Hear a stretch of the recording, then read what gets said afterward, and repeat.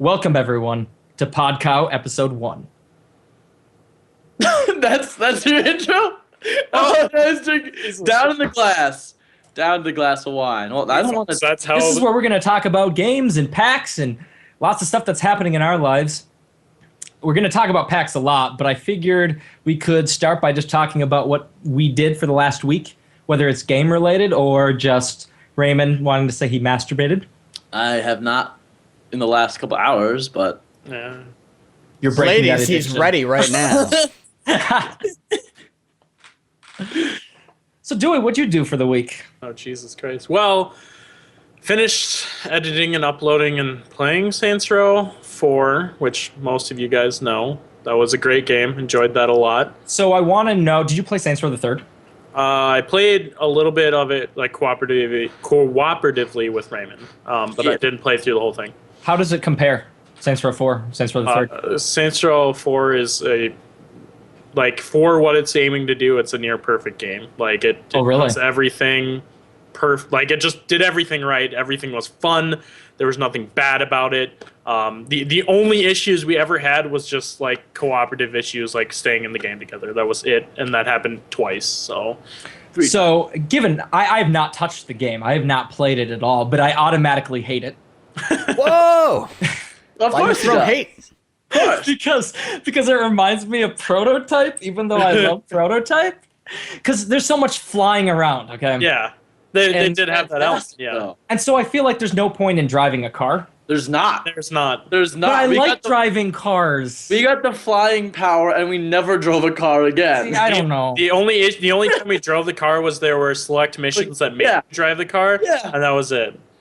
Which Like, actually, I mean, you can tell though that the game was geared around that. Like, yeah, you would unlock cars, but everything was almost instantly unlocked for cars. Like, you didn't really have to buy anything for that. It was all just there. I gotta say, like, there's actually, I feel like this is the best game they've made so far when it comes to the whole car anything. Because the very first thing you do is you get into a car, you don't have to drive it to a garage and save it or anything like that. You just press a button, it's automatically saved in your garage. And they've a whole ton of new cars that are really awesome. They look cool, they drive awesomely. Like, it would be really fun to do that. Mm-hmm. But there's no reason to, because once you have the ability to jump and glide, you never want to step foot in a car again. Driving would be just so much slower. Yeah, It is. But I don't think it, like, you could say maybe that hurts the game. I personally don't feel that it does. The option is always there if you want to go drive those cars, but it's just there's a giant fun factor to be had with the jumping and the gliding. And since there's not going to be any more Prototype games, Right. So I'm happy. That serves that niche. I mean, I'll eventually play it, but I still have to play Saints Row 2. Saints Row 2 is You don't also have good. to play Saints Row 2 in order to play Saints Row 3. Yes, though. I You have to play Saints Row 2. You have to play Saints Row 2. Tom. You don't have to play 1. 1 can go suck a fat dick.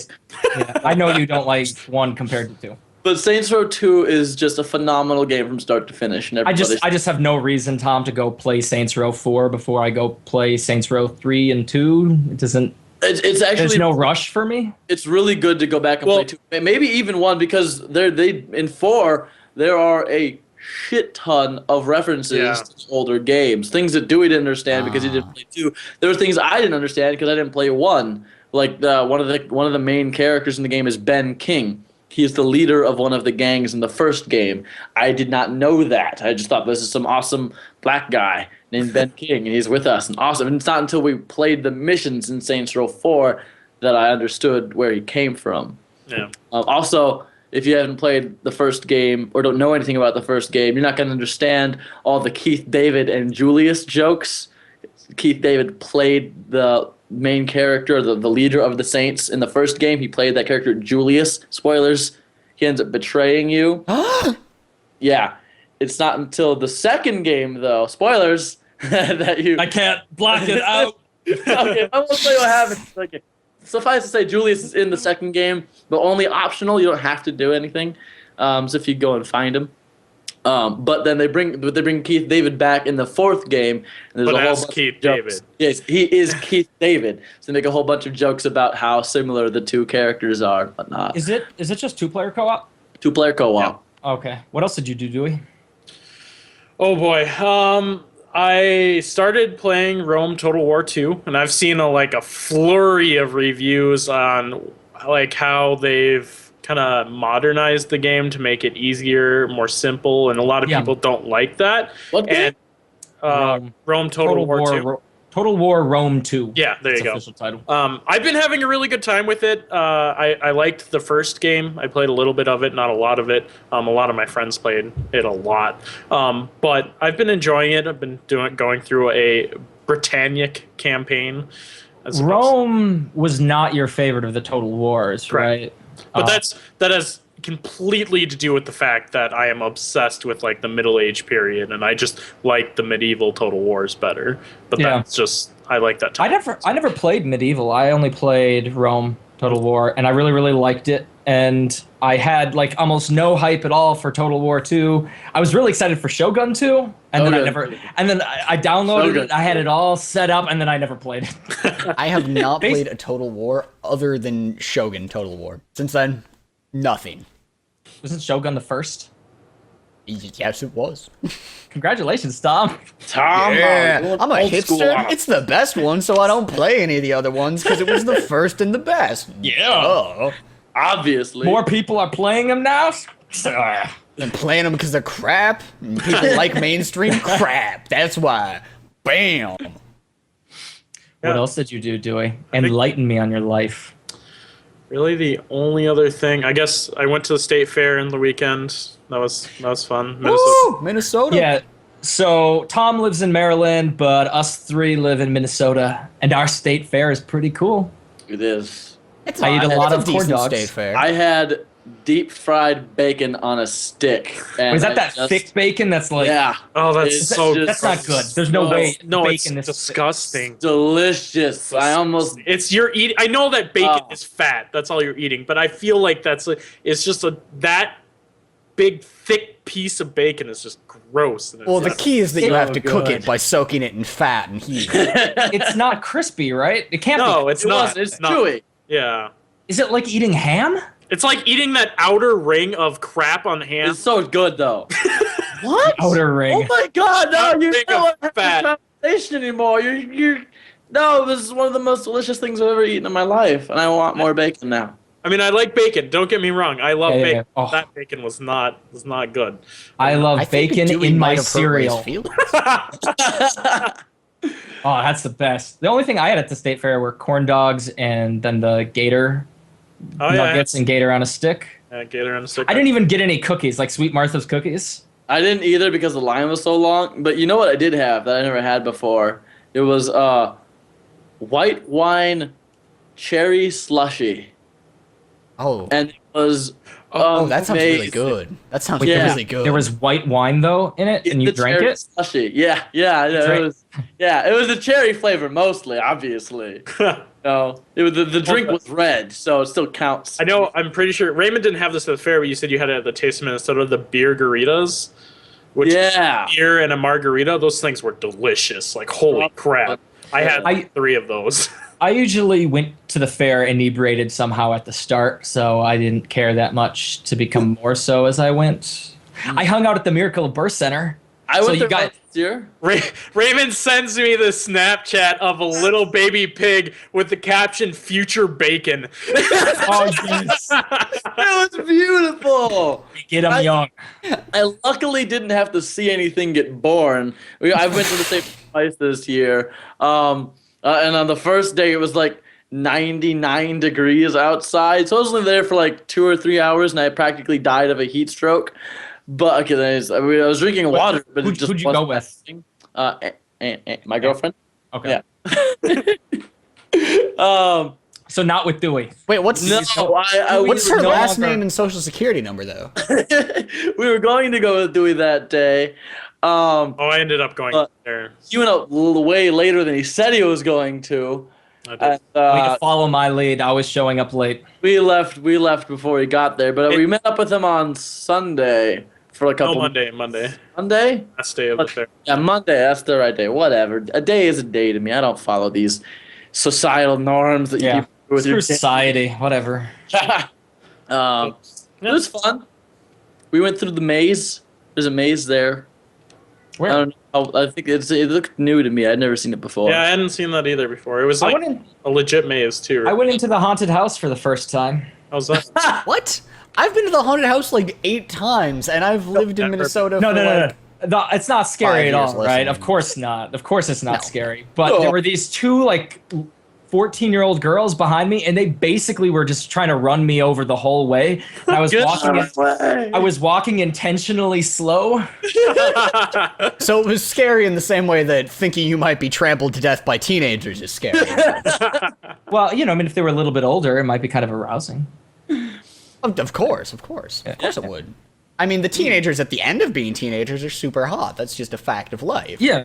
Before that, they're just annoying. I've known a couple people in their 20s that are annoying. There's a lot of annoying people of every demographic. I'm giving my fingers a little bit of rest, so we're on the group, the free for all right now. Oh hell yes! Who knows what's gonna say? Who's gonna say what? Oh, now I have to stop picking my nose now.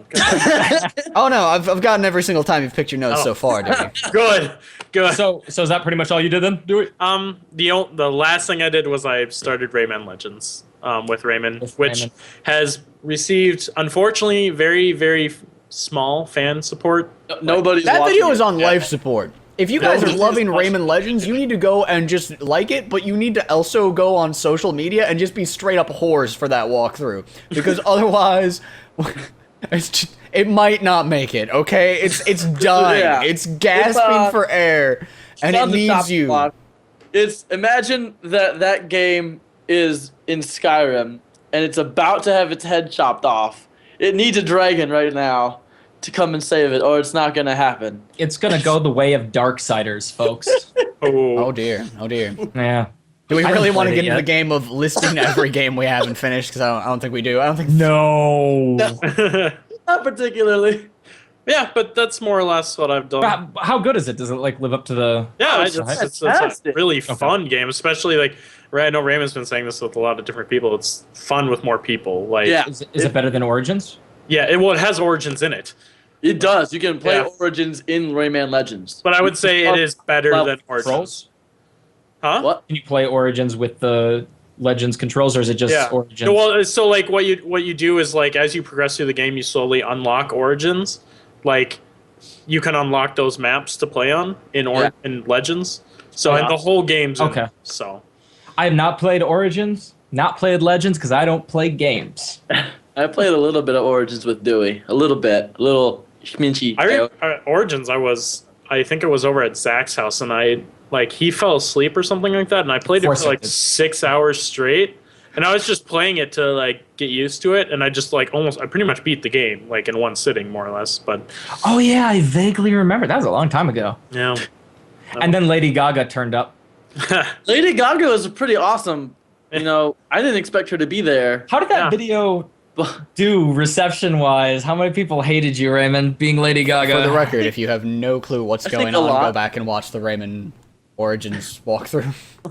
I think a lot of people probably hated me, but I think those people also loved you. So the people that loved me totally matter.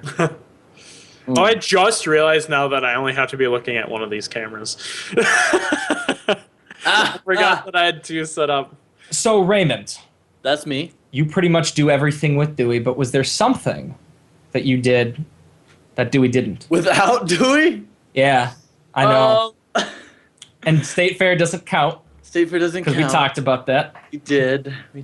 I did put up a total of 3 videos up on my personal channel. Yeah, it's back. Holy shit. You did a vlog? I watched that. I didn't watch the Grand Theft Auto part, though. Yeah, it's like, I feel like more people have watched the video saying, hi, I'm back, than people have watched my Grand Theft Auto 3. Like, it's like, I don't have a lot of time to play other games, so me playing Grand Theft Auto 3 is actually somewhat special. The fact like nobody's watching that, it's kind of like, well, fuck. But I wanted to get through it before, the big one comes out. This guy right here comes out. You see behind me where the camera is, that's a blank spot. For when it's waiting. It's waiting. So yeah, very, very, very pumped for that. But other than that, I don't know. I've just been spending a lot of time with people, doing things, going places. Nothing really specifically exciting. Watching a lot of Doc Martin and Doctor Who. I don't watch any Doctor Who except for with what's that guy? What's the actor doing? Matt Smith. Matt Smith? Yeah. Nothing before that ever. You should watch some Tenet. Tenet is actually very good. How long of a break, Raymond, did you take between that return video and was it like March to September? That's respectable. That is my type of break. A good 5 months of it was like I did it and then I moved. Yeah. And I've just been so busy with moving and just situating myself and I don't know, Life. just life. This is like, what? I mean, what can I do? I'm glad to be back doing it now.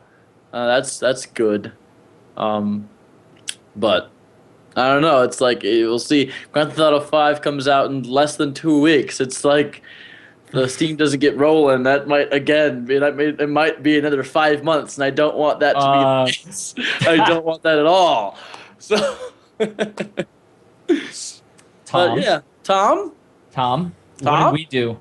What did we do? We went to PAX, guys. For the record, my drink is like super strong, and I'm also managing the camera, what things they're posting at. So I'm actually very much so welcoming this break to just talk to you guys and not worry about like pressing the right buttons to bring people in here. In fact, you know what? I don't need to be monopolizing the screen. I'm just gonna open it up to everybody so that you guys don't have to feel like you're cramped to like not respond. Hi.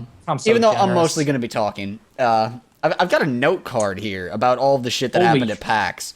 Like, so, I'm pretty legit on this shit. Neither me or Raymond were at PAX. Yeah. Right. That doesn't mean we don't know anything about the games that they saw at PAX. That's right. Yeah. Also, by the way, I can't do all this shit and also monitor the chat. So I hope one of you guys is just checking in on the live stream just to make sure when our live stream viewers have some good ideas that they're bringing it. I'm constantly watching. All right. Yeah, I'm looking at the comments. So PAX was awesome. Actually, I feel massively more motivated to get involved in games after PAX, which is a really good feeling. And I feel like I feel like I might have detected a similar thing from Zach as well. Oh yes, while I was there,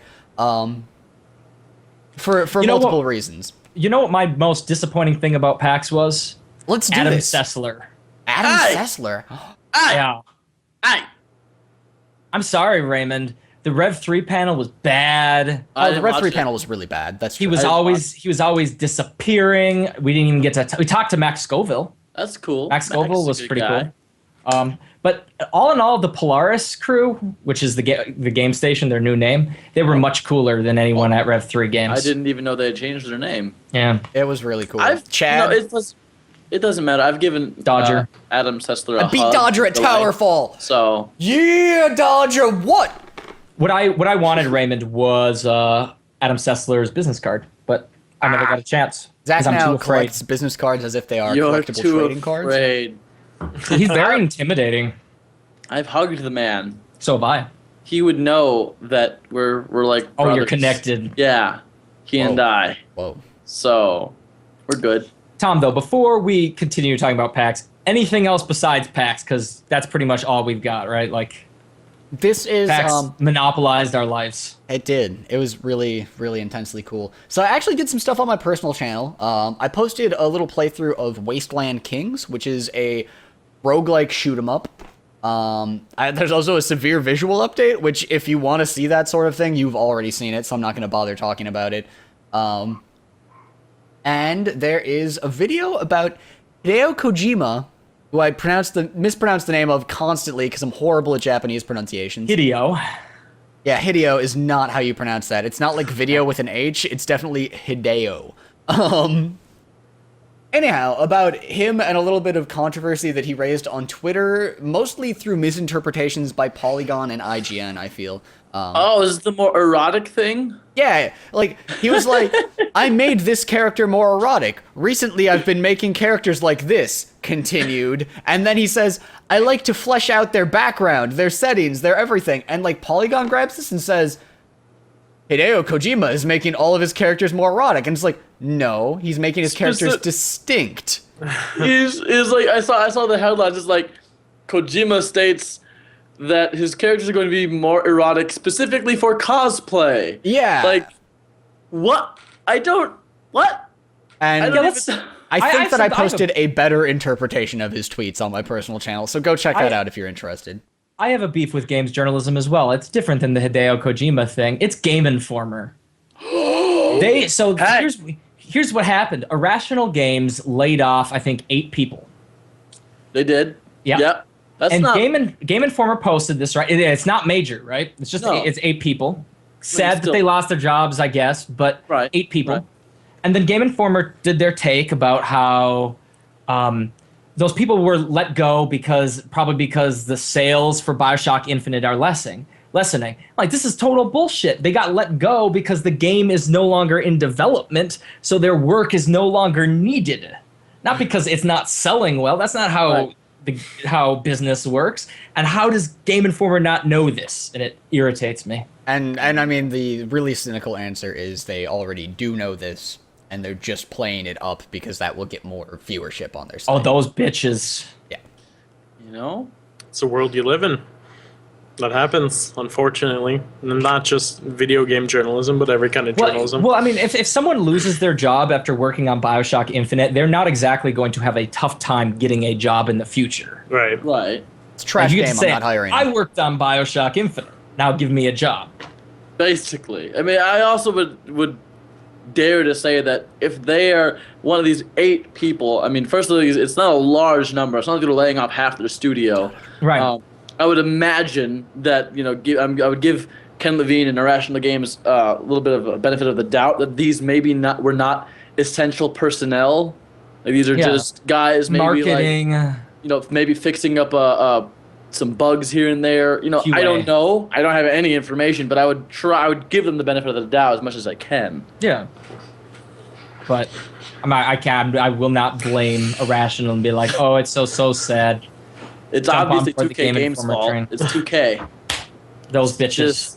Publishers. I mean, don't even buy Grand Theft Auto now. Don't even, because I mean they're just laying off all their employees. So. Since I'm sort of interrupting Tom, I also got this package which I said I'd open on the podcast. Do it. But I can't because it's so tough. It's so tough. See, so I can't. I give up. Get a knife. This is their new concept of challenging games. I know. Wait. Don't you have like razor blades littering your desk? No, I'm not suicidal. I'm not, or homicidal. So I gotta go get scissors. Entertain them. And in fact, those were our potential murder weapons for Zach. Why you guys hate me so much? No, we didn't. We don't hate you. It's just that we killed you and you were dead for a while. Yeah. Think about all the shit I gotta go through dealing with Revision 3 all the time. Oh.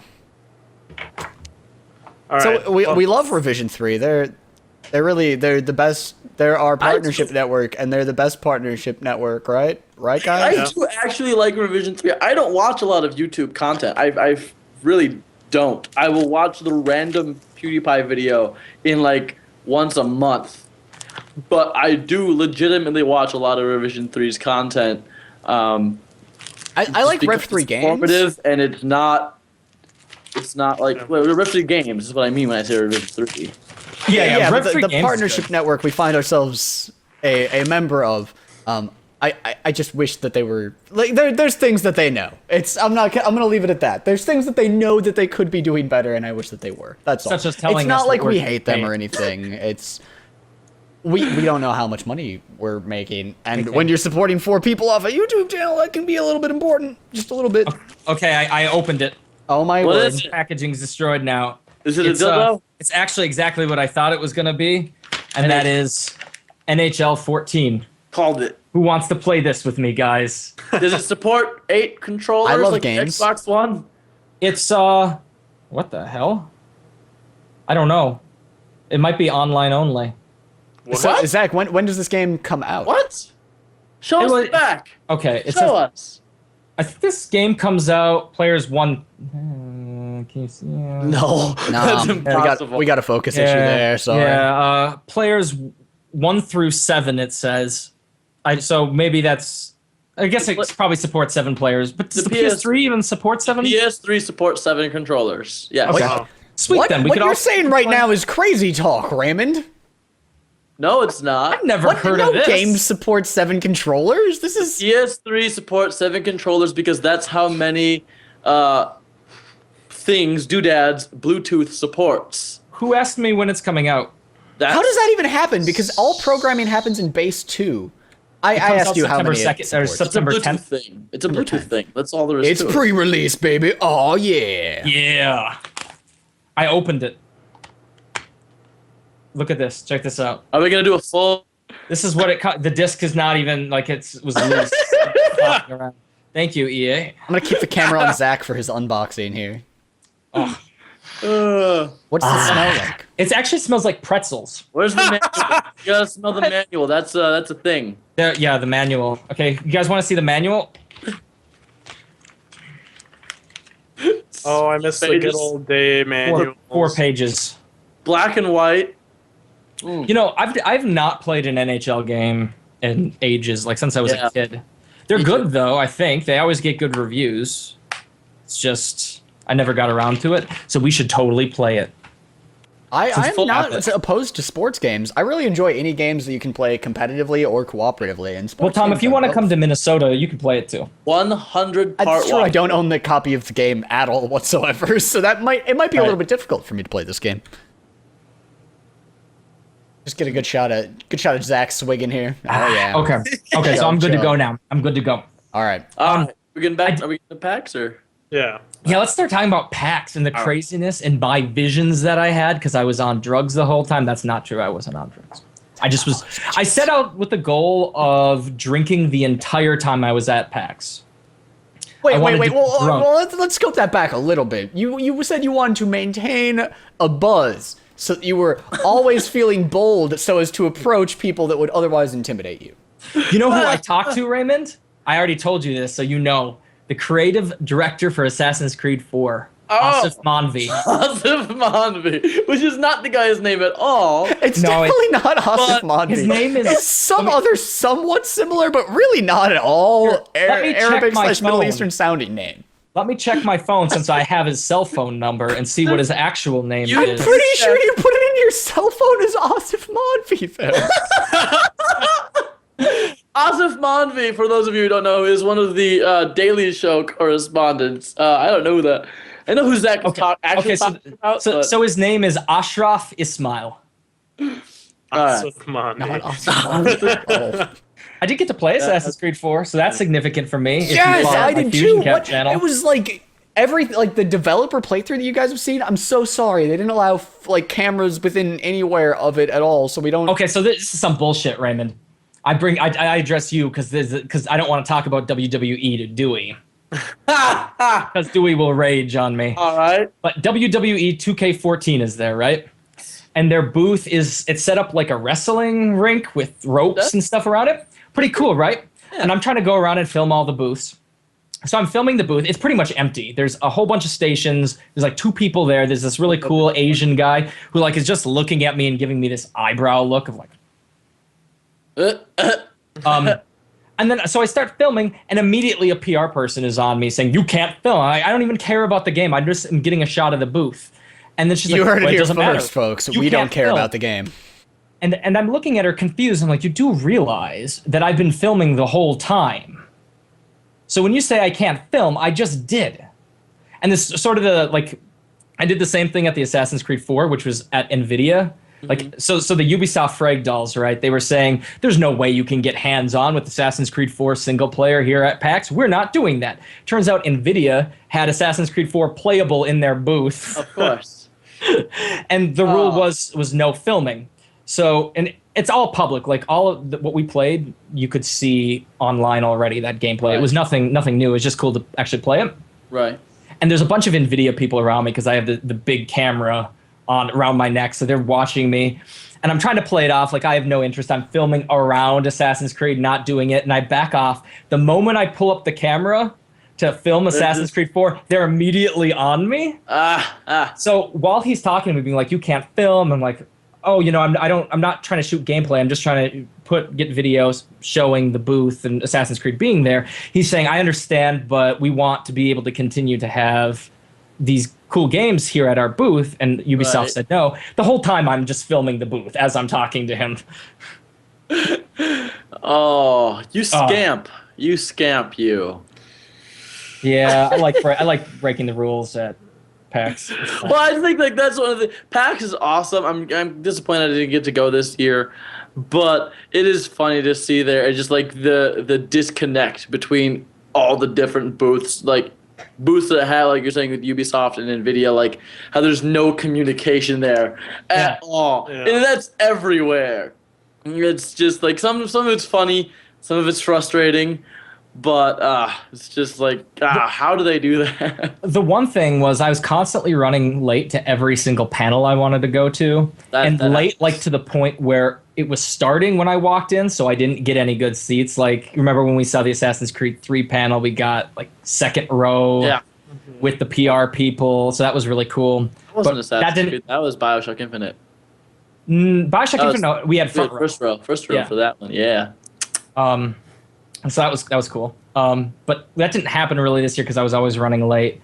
I think like I look at our PAX Prime experiences at Media Cows in 2011. That was the year like I talked to a bunch of people like Todd Howard. Mm-hmm. Yeah. So that was most of my PAX was just like talking and being bold and going up to developers. Then 2012, we got to that Assassin's Creed 3 presentation, which sucked. So that destroyed my PAX. And all I wanted to do was drink and party the rest of the time. So that's all I did in 2012. And then this year was much more of a mix. I pissed off Sky Does Minecraft for those people who know who he is, who's listening. Zach pissed him off straight up. What? I need to hear this story. Okay, so do either of you know Sky Does Minecraft? Like, not a clue. He's the machinima guy, right? Yeah, he has 5 million subscribers. Woo! The guy makes probably $10,000 a day on YouTube. And he goes up to this guy that we're talking to, Tom and I are talking to, and hugs him. And I'm like, oh, is this, because I don't recognize his face. Mm-hmm. He plays games. I don't know what he looks like. So many of you might not recognize our faces, for instance, because we're usually behind gameplay. Same with Sky Does Minecraft. Not a big deal. Not a problem. So I asked the guy that we were talking to, I'm like, oh, is this your contact in the network? And they're like, no, this is a YouTuber.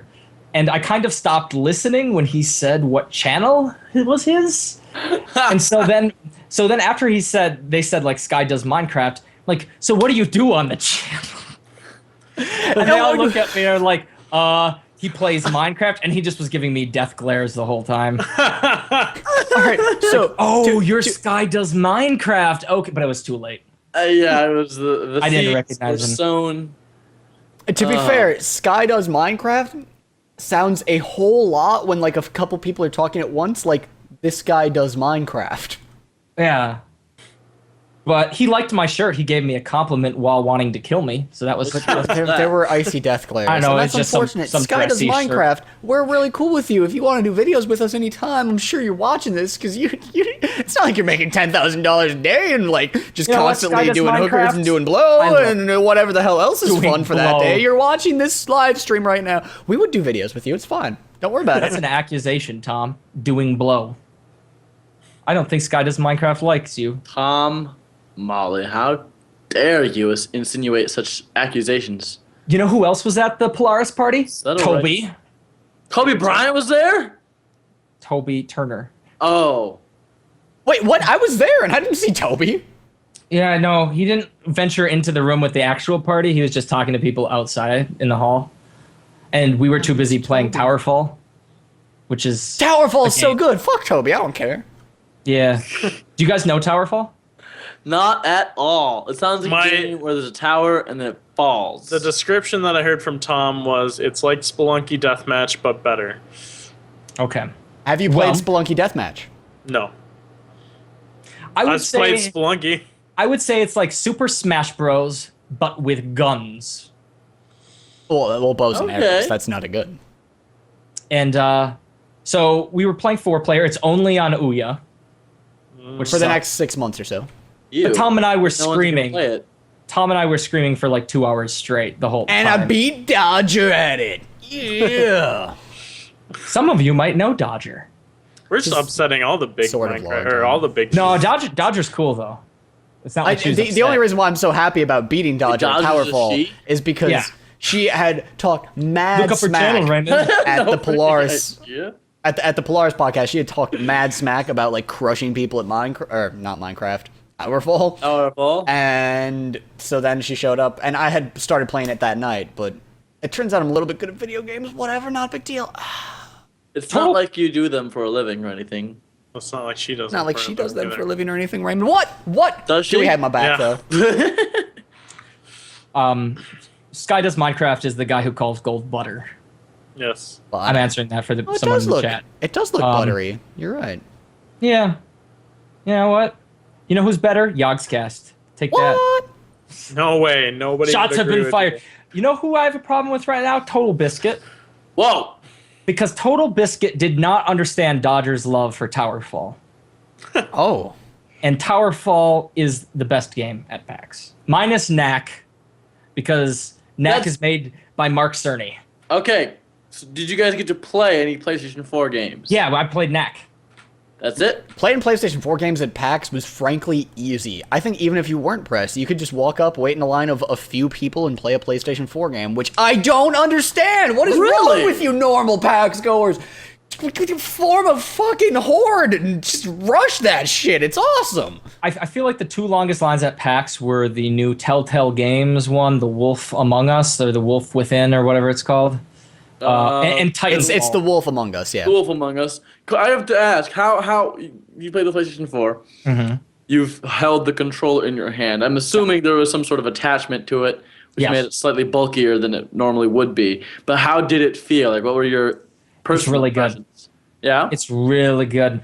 I like it a lot. Does it feel more sturdy than the PlayStation 3 controller? Yes. It's completely a market improvement over the PlayStation 3 controller. The Xbox One controller feels like the Xbox 360 controller, just maybe a little bit better, but there's not really that much of a difference. Yeah. The PlayStation, what they want. yeah. The PlayStation 4 controller is a big time improvement over. Yeah. I mean, I've been playing PlayStation since the PlayStation. And before there was dual analog sticks. Like, I was D-pad and face buttons. That was it. Maybe an R1. I'm not sure. Like, there was. Yep. Yeah. But my only problem with the PlayStation 3 controller, really, since I'm so comfortable with that setup, is the triggers. I know that the PS4's triggers are actually inverted, so they actually feel like triggers. Was that noticeable? Honestly, I didn't use those very much because I played one game, Knack, and it doesn't use that. Okay. It doesn't use the triggers. Okay. If I recall, because this is the first thing that I saw, I made a beeline to the PlayStation booth. It's better. It feels better. I don't think it's as good as the Xbox triggers, at least like in the context of trying to have a controller that's good for shooters. I don't think it's as good. But if we're talking about other things, like I'm not a fan of the Xbox triggers when it's something other than shooters, really. I feel the same. I don't really like that. So I think that it strikes a good middle ground. I think that also the sticks are much better on it. For the PlayStation controller? Yeah. Okay. I think that's better. I think it's better than the Xbox One. At least that's my impression. I played more Xbox One than I did PlayStation 4 because I'm a heathen. I played Killer Instincts with Tom, and Tom destroyed me every single time. Yeah, what, Zach? What? I was just button mashing. I think he was too. Yeah, but I was the wolf, and the wolf is better at button mashing. I saw 3 games played with the wolf. Saberwolf wins every fucking game. I was the cool-looking ice blob guy. They were Glacius, whatever, but a wolf gets in your face and starts tearing away at your icy exterior, and you die. And then I also played Forza, which, since I don't play very many racing games, I mean, it felt like a racing game. It was no split second. I played both Forza and Drive Club, and can I just... this is a little bit unfair, because I actually watched... I didn't play Forza. I watched Zach play Forza. But Zach had the in-car view in Forza, and Drive Club looked way better. But I want to put a qualifier on that, because the in-car view is going to look worse. The best looking part of a racing game is always going to be the car. So I was watching Zach go down a track from a first-person view. You could see the drive shift and the steering wheel and stuff, but it wasn't like amazing. Whereas Drive Club, I was looking at the outside of a car. So it looked better, but it's not a fair comparison entirely. What I really wasn't impressed with was the load times. It took me forever to get on the Xbox. Really? Yeah, it took me forever to get into a race for Forza. I almost walked away because it took so long. Really? I don't remember that, damn. I was just watching a video where the new... Oh. No, Raymond's gone. Raymond's gone. Fill his absence, people. Okay, Fill his absence. Oh God, panic. Oh, he's back. No. It's Microsoft. They're censoring Raymond. I was going to say, like... Raymond's all out of sync. Am I there? Am I good? This video is still behind. No, I can hear you. Your audio's fine. Maybe Raymond, like, restart your video and then you'll get... Should I do a dance? Okay. I'll just... well, I guess you can keep talking, right? Like... I guess. I was watching a video just before we did this podcast, and the new lead of the Xbox portion of Microsoft was talking about how much better the load times are going to be, and that they're going to be practically... I don't think he used the words practically non-existent, but he kind of gave that impression at the very least. You know, maybe it took a half an hour to load Forza on the Xbox 360, but... Obviously, it just wasn't installed to the hard drive. Obviously. So the Xbox was really quiet, though. Like, and it's not just the convention floor like noise. It was number one during the press hour that I played it, but I was putting my ear right up next to the Xbox to see how loud it was, and I couldn't hear it at all. It's not the jet engine that most Xboxes are. I have a question, just out of curiosity. It's nothing to do with games specifically, but with the Xbox's always-on Connect, although they've retracted the always-on component, I'm assuming they had the Connect plugged in at the convention. How did that work with the large scale of the convention and the amount of people? Okay, so it wasn't integrated into Forza, what I played, nor was it integrated into Killer Instinct, so I had no direct experience with the new... So I'm sure they're... Microsoft is like, Kinect is going to be this new revolutionary thing. Right. And let's not demo anything at PAX. Well, they did have on stage, they had Kinect's Sports something extreme. Yeah. So they were demoing that, and it was working. Like, I could see the people, when they were on the jet skis, they'd do this, and they'd go. They'd start moving when they did it, and if they released it, they'd slow down. So that was working. I also saw, going back to the PS4, I saw Infamous Second Son demoed. Raymond, it comes out after Grand Theft Auto. You don't. Yes. How is that? Really good. It was really impressive. I loved it.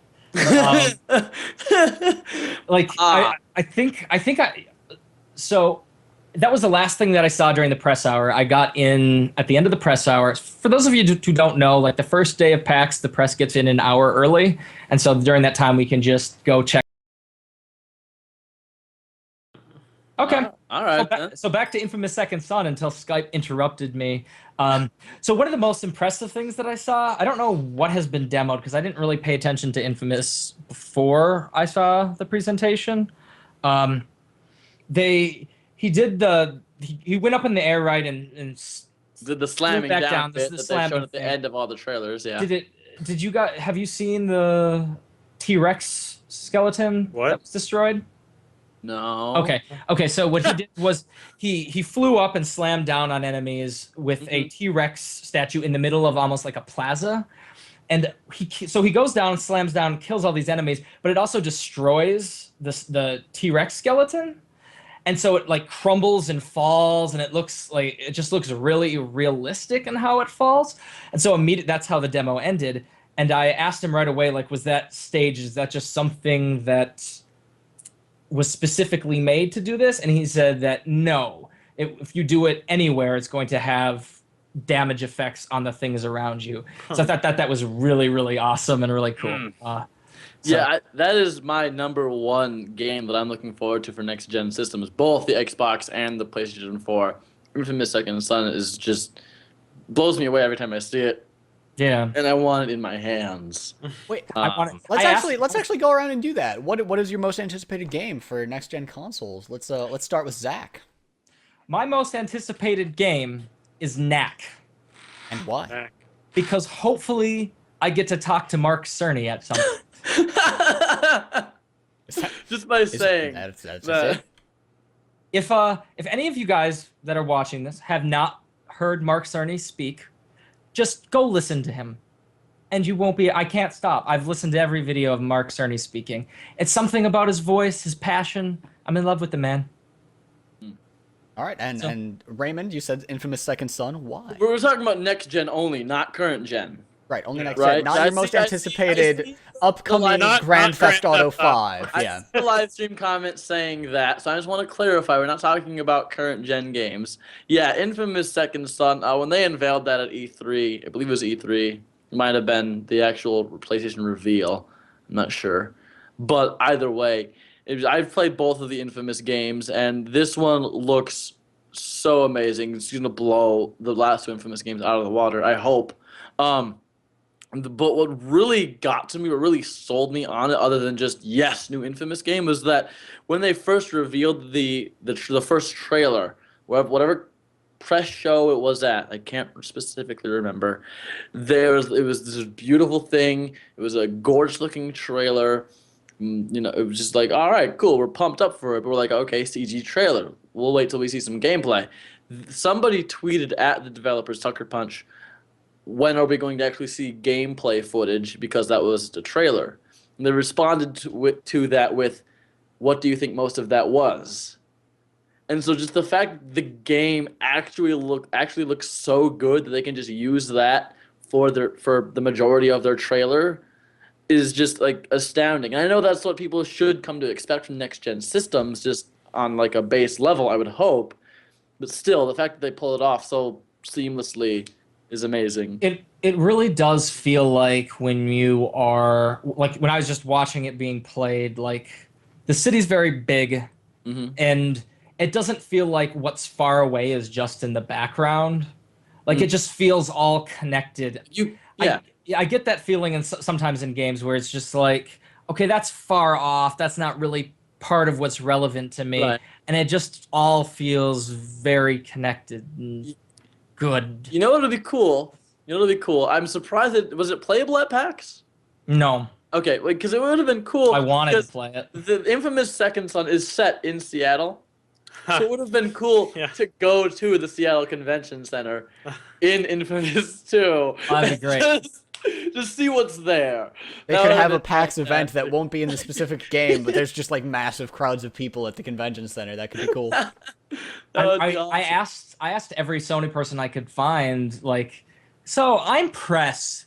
Is there any way that I can play Infamous? Like, nope. We're not doing any special press thing. You have to did your press badge have a MDA on it? Like, did it have the letters MDA on the press badge? Yes. It did? Okay, I thought that might have been a special press badge. So one thing that I did that was different this year was I didn't walk around with a lanyard with the press badge showing. I walked around with no badge, just kind of dressed in a nice shirt, and I just felt fancier that way. And then if someone wanted to see it, I just, like, if I'm going through security, just here, I'm not going to slow down. And no one ever questioned it. Like, they just assumed that I was press. Like, I'm too good for this pass. Fair enough. So what's your most anticipated game, Dewey? Somebody nailed it in the comments. It's Kingdom Hearts 3. Okay. Oh, I didn't see that coming. You've been talking a lot about Rise lately. Yeah, Rise. I'm looking for Rise. But that's just because it's like on the horizon. As far as like when you asked the question, I was like, oh, crap. Like there's Rise. Like I am looking forward to Rise, Son of Rome coming out. There's also I'm looking forward to the new Dead Rising and what they've done with that and what they will be doing with that. That looks really interesting. And Dying Light, technically. Is it Dying Light? Dead Rising? Yeah. Wait, I'm sorry. No, Dead Island. The new Dead Island is Dying Light. My bad, completely. New Dead Island, and I mean, I know I'm known for Dead Island, but the new Dead Island just looks like Dead Island, so it just Dying made Light? on newer consoles. Yeah. I played Dying Light. How was that? The parkour is really good. It's like Mirror's Edge. Wait, Yeah, so that's hardcore in the Dead Rising, like Dying Light. No, not Dead Island. not Dead Rising. Dead Island. Dead There's Island. too many games with the word dead dead. in it. Dead Space, Dead Rising. I mean, that looks interesting, but I don't think it's enough to carry the game. So, well, I don't know, but you played it. So. I'm conflicted because for me, I felt like the controls were really weird. Like the developers and the publishers were all around me while I was playing, and they're like, "Okay, this is how you do the controls," because it was only a 5-minute demo, and I died a bunch, and I didn't accomplish anything. It just felt kind of weird, the controls, but the parkour felt as good, probably even better than Mirror's Edge. And I love Mirror's Edge for that. So I think it's really intriguing. Then again, I mean, I don't know what's going to connect everything together in that game because all it was pretty much setting me in an area to run around and kick zombies and yeah, it's like they become more powerful when it comes nighttime. Like you can't be caught outside or something like that. I don't know. Yeah, and then it's. I was invited to go see the nighttime demo, and I woke up too late, so. Dewey's most anticipated game is Kingdom Hearts HD 1.5, or sorry, not HD 1.5 Remix. Kingdom Hearts 3. Yeah, Kingdom Hearts 3. And the big reason is because Kingdom Hearts 2 specifically was such a huge part of my upbringing with gaming. Yeah. Like I played that game on the hardest difficulty with the sword as your chosen weapon, which if anybody's played the Kingdom Hearts series, that is probably the most difficult weapon to go with, especially in the hard difficulty, because you're just going in, you don't have any defense, and you're just kind of killing everything. But like when they premiered that trailer at E3, like I was like this close to crying, it was. There were tears in my eyes exciting. as well. Yeah, it's Kingdom Hearts. Because 3. I mean, it's been such a long time coming. It's just like. Everyone at the end of Kingdom Hearts 2 at the cinematic game, there has to be a 3, there has to be a 3, and then they keep on releasing these, not sequels. Right, the little tiny sequels. Fledged thing is coming, and there wasn't anything more than like Sora being chased around by a bunch of Heartless. That was like all that was shown. Right, but that is enough to get me excited for that. So, Tom.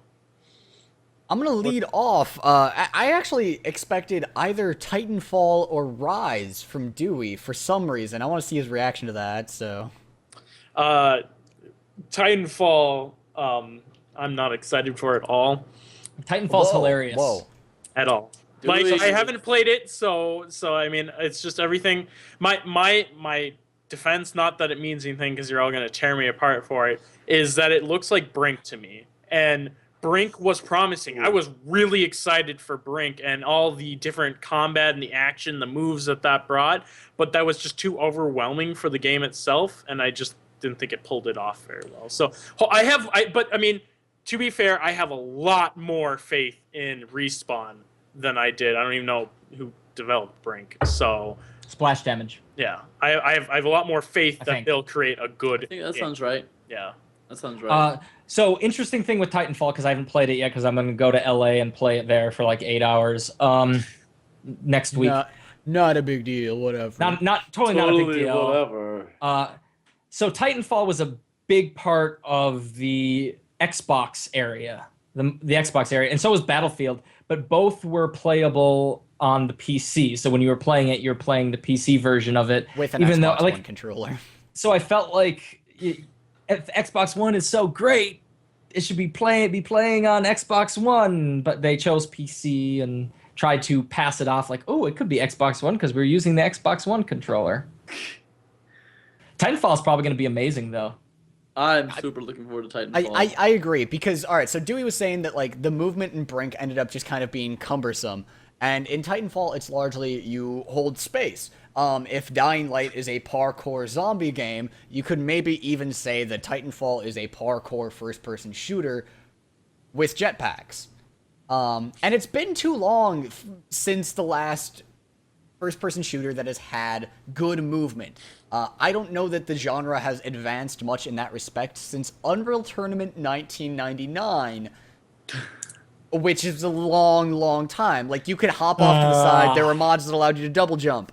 I personally like to move in my first-person shooters. I'm massively anticipating Titanfall, but it is not my most anticipated next-gen game. My most anticipated next-gen game is Final Fantasy 15.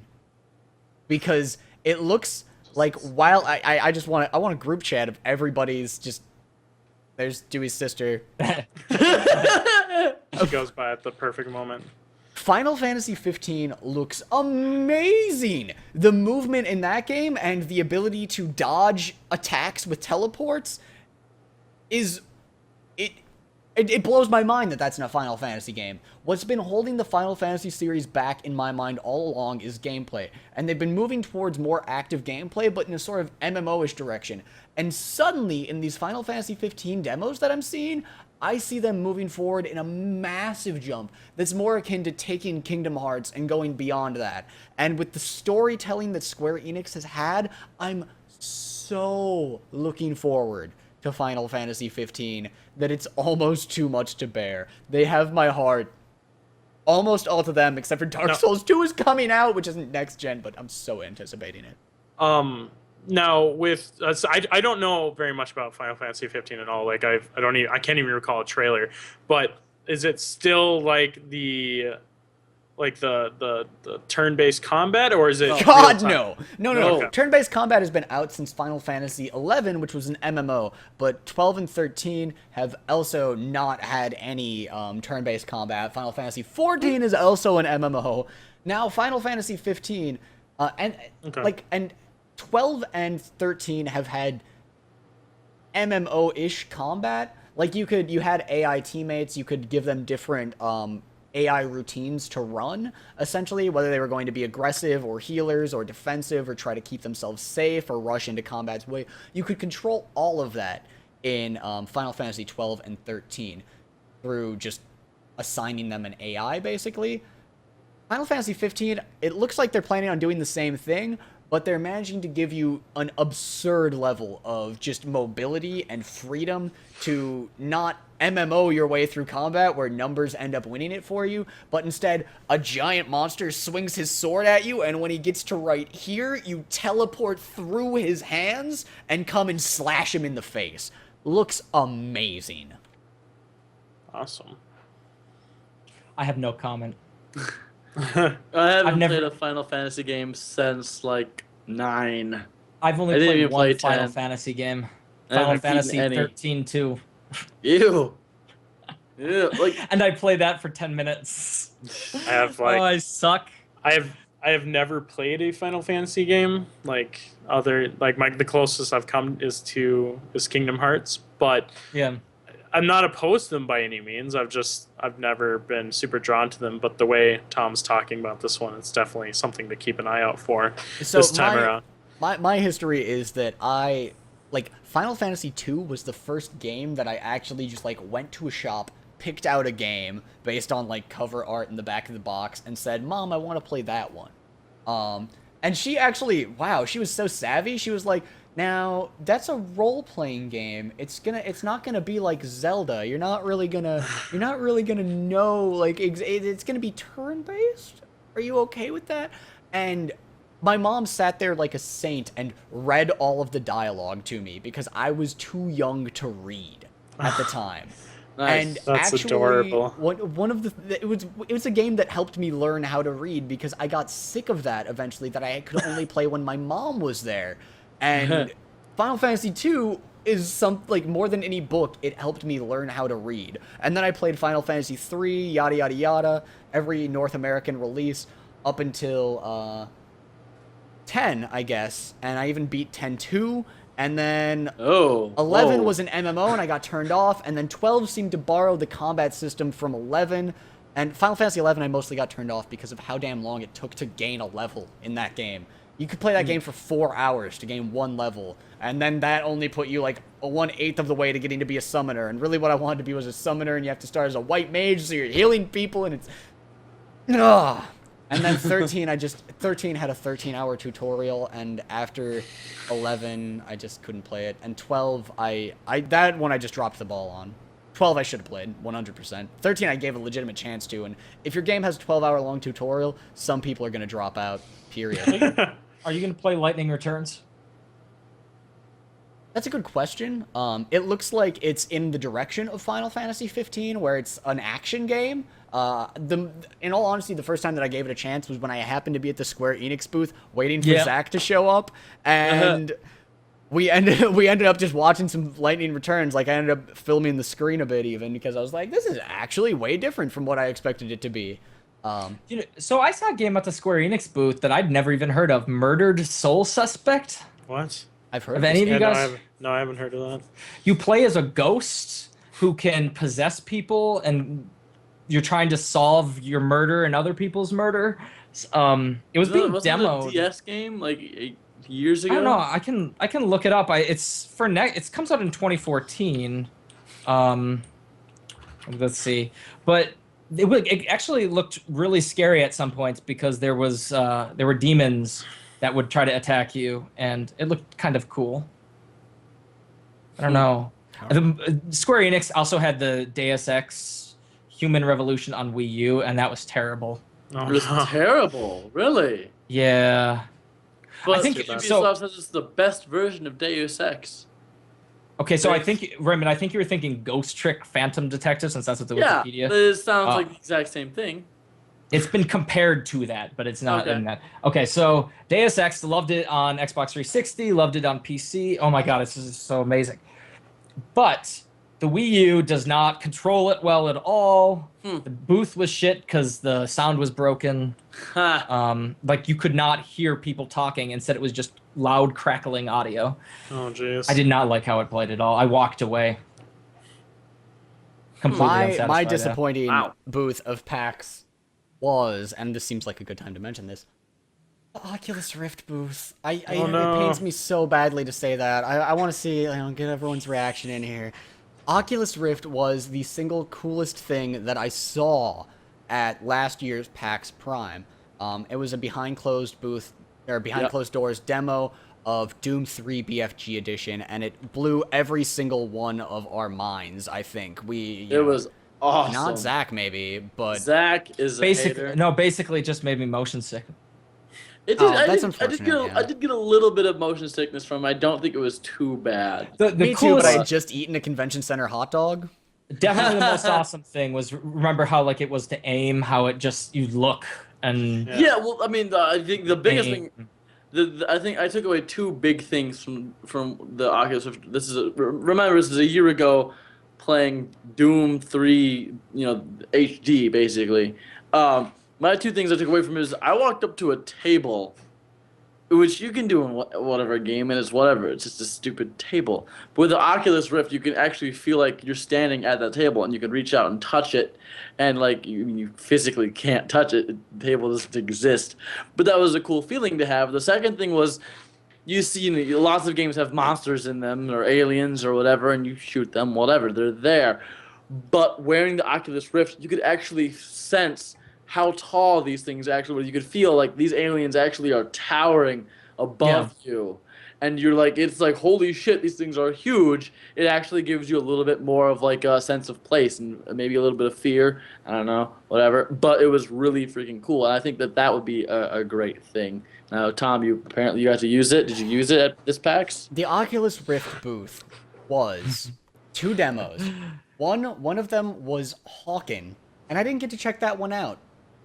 Because when you get to the front of the line, after waiting your time in line, and they didn't make any accommodations at all whatsoever for press, so I waited in the goddamned line, which is it's the only line I waited for at PAX. Wait, time out though, Tom.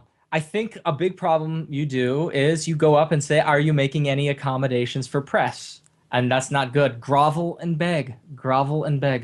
I tried, man. I was like, Oculus Rift is currently my most anticipated piece of hardware. You might think that the Xbox One in place... No.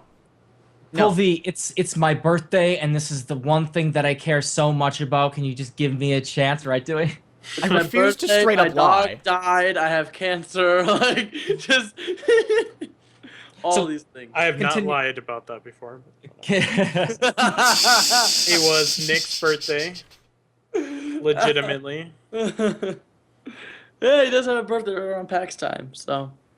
Well, that's a nice thing to have. Maybe if it had been my birthday, rather than just being able to give them good press, rather than labeling them my most disappointing booth of PAX Prime, maybe that would have done it for him. But as is, what I got to see was an iRacing demo. And this, like, they must have just received a giant bag of cash from this stupid iRacing company that's making some suck-ass racing simulator for browsers, because what I saw was a video. A video. The thing that impressed me about the Oculus Rift was the fact that I could look like this and look at a fucking monster's head, pull the trigger, and kill him. I could headshot in a way that you can't even imagine headshotting with a mouse. It's insane how accurate the Oculus Rift's VR sensor is in terms of motion and being able to aim. And instead, I got to sit in a race car and watch the other race cars go around me. It was a sucky demo, and I'm sorry that they chose it. And at the front of the line, you either randomly got placed in Hawken or randomly got placed in that, and I got placed in the one that wasn't interactive at all whatsoever. And I think everyone that came out of it that I saw looked disappointed. Well, wasn't it at least cool though? Still, like, it's just you want to play a game. You don't after waiting in line. It's hard to say, because I have played gameplay on the Oculus Rift before. I do know what it feels like, and that was obviously going to be the benchmark it was set to.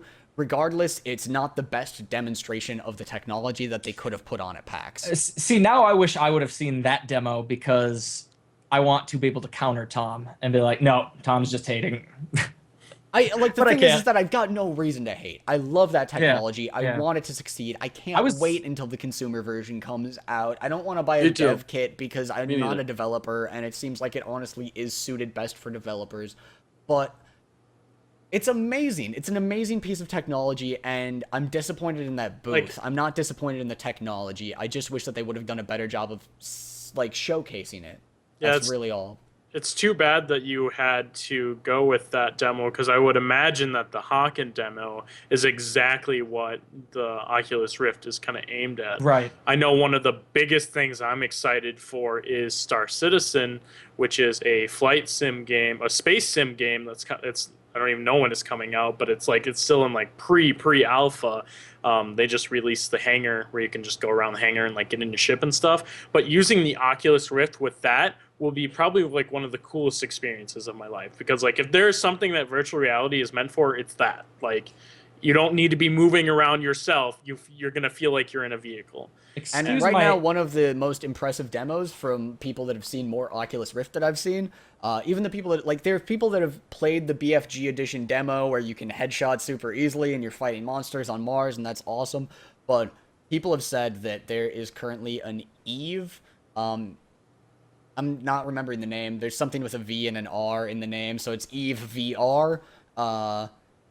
There's a demo of flying around in a ship in the Eve universe that's like a fighter. It's not like an MMO type stand still and shoot your lasers thing. And that demo is the single thing that people have been most impressed with so far on the Oculus Rift that I've seen. I'm sure Star Citizen is going to be incredible once they implement it. One thing that I do want to say about Hawken, though, is that is not... Mech shooters are not generally precision shooters. A lot of times you can knock off an arm and stuff like that, but none of that is going to be as rewarding as shooting someone in the head and having them die. Yeah, but you're in a mech. Yeah, that's feel like you are in a mech that's flying around. When you're in a first-person shooter aspect, you're walking around. There's always going to be a little bit of your mind that's a little thrown off because you're not legitimately moving. Your legs are not moving. Whereas if you're in a vehicle like a plane or a mech, then you will have almost that full experience of moving around pretty much. At least I feel that's how it would play. Right, and my understanding of the demos of cockpit fighters are that when you look around, you've just got windows all around you, and you're not aiming by looking around, you're just looking around by looking around, and you're still aiming by operating a set of control sticks. I don't know whether the Hawken demo works like that, or it works where you're aiming, but that would make a big difference. In Doom 3, one of the things that I loved is just oh my god, this technology is so accurate. Yeah.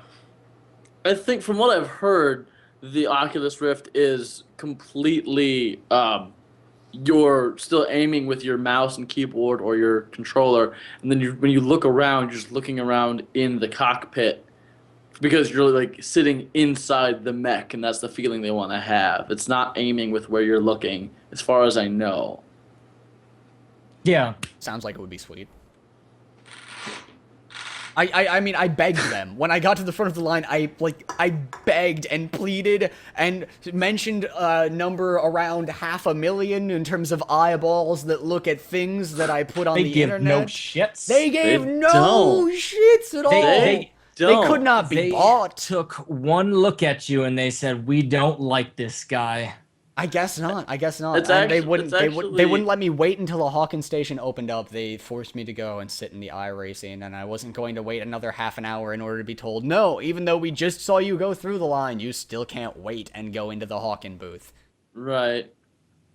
I don't know. I feel like that happens a lot at PAX. The last PAX I went to, I went and checked out the Batman Arkham City Wii I played U Origins demo. Did you? Yep. Talk about that in a minute, please do. Yep. But I played the Wii U version of Arkham City. They did. They went, "Fuck you, Tom." Thank you, Chad. Yeah. Well, I stood there at the booth. I waited, like, because there's another media guy there, and I was like, once I got my turn, I was like, yeah, we have the largest Batman Arkham City walkthrough on YouTube, well over like 1 million or 2 million views. I don't know what it was at the time, and the lady there was just like, "Oh, okay, here you go." Like, it's like, okay, that's all right. And I just played the game and I left because she obviously didn't, care.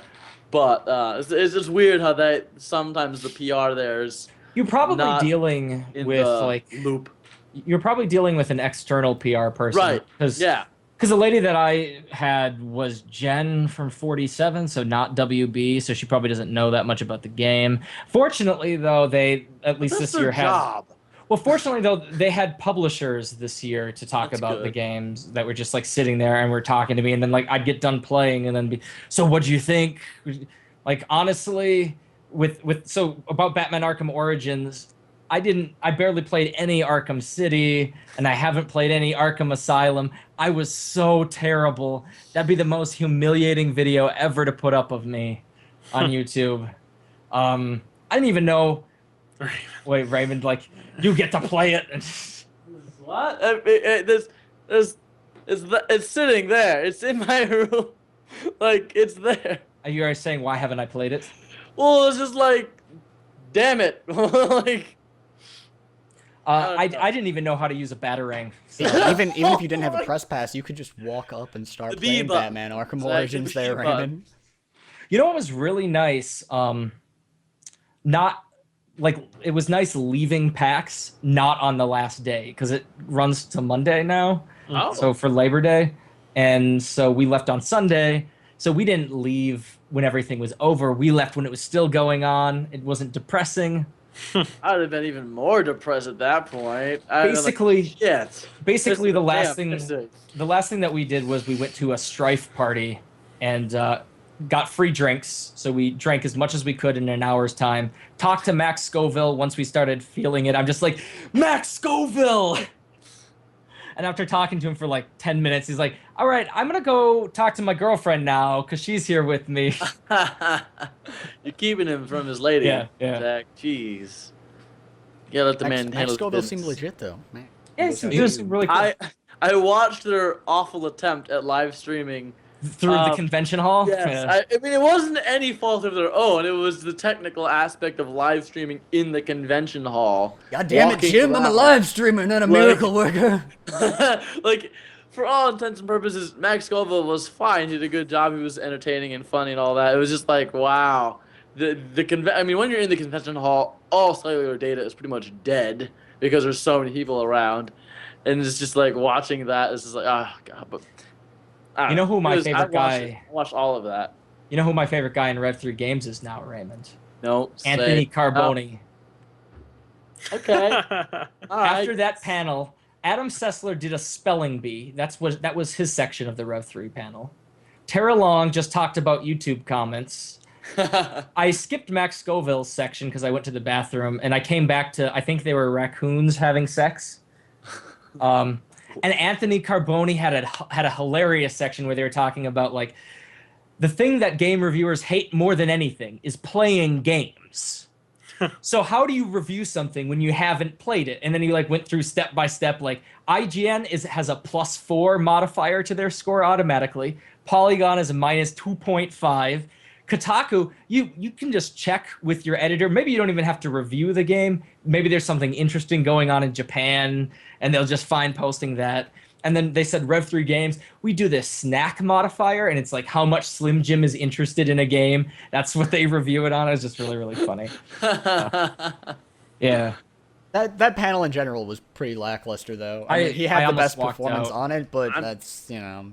Tom and I looked at each other many, many times. And we were like, should we just go to the Strife party and get free drinks and not sit here anymore? Strife, by the way, for people in the comments, is the MOBA game by the people who made Han, Heroes of Newerth. I'm really glad that I did something else on Saturday other than watch that live stream. Then I went tubing down the Apple River on Saturday. That's a great time. Live stream.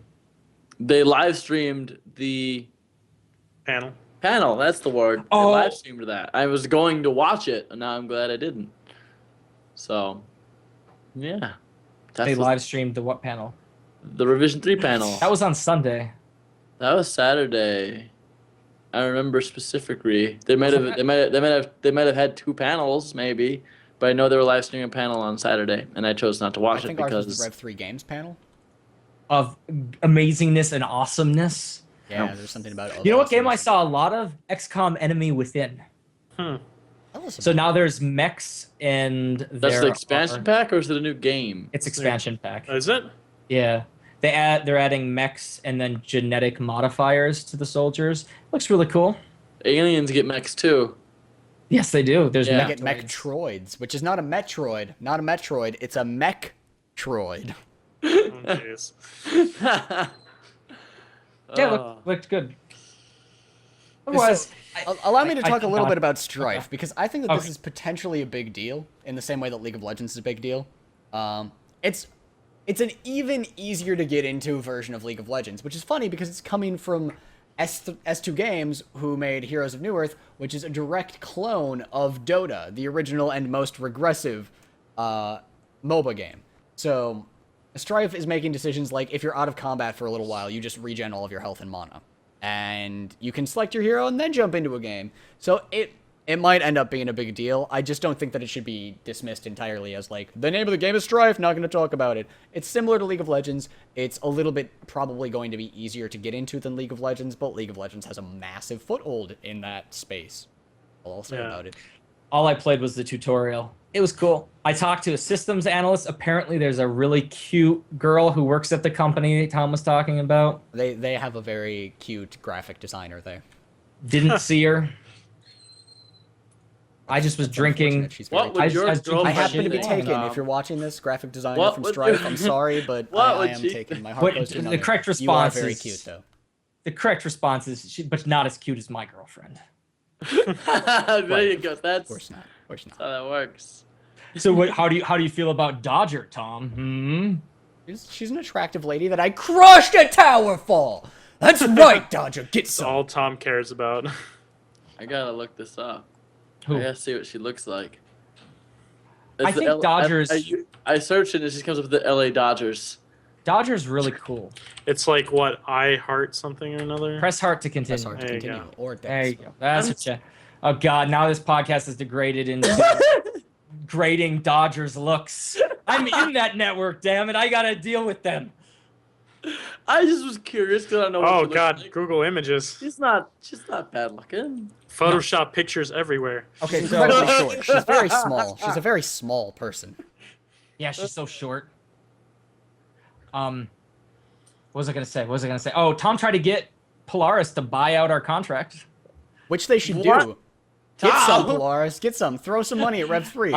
It was when we were talking to the guy about strategy, like with sponsorships and stuff, because Polaris is really good with that kind of stuff. And he bought us drinks, so it was pretty cool. We stayed up to 4 a.m. Just wine and dined you. He tried to. So would you like to know IGN's official stance on Destiny.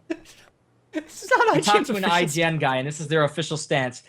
If you played Halo if you played Halo or Borderlands, you've played Destiny. Oh, jeez. Whoa. But Dewey, since you're excited for Destiny, I want you to know I'm massively excited for this game. I stayed up for 4 hours straight. I think it was 2 nights ago. It all runs together. But I was just watching Destiny video after Destiny video. I can't wait for that shit. Did you watch my preview videos? I did watch your preview videos. I'm so excited for this game. I've not done that for a while. I should go look I want to play it. Oh, Destiny. Destiny is... Get on that train. They didn't have anything at PAX, which was a little bit sad. You know, I've got to see a little bit more of Destiny to be excited for. I love Bungie. I loved the first 3 Halos. I mean, 3 was, okay. Whoa. But 3 was great. The multiplayer was great. The story and, the graphical quality of 3 was But 3 is still a good game.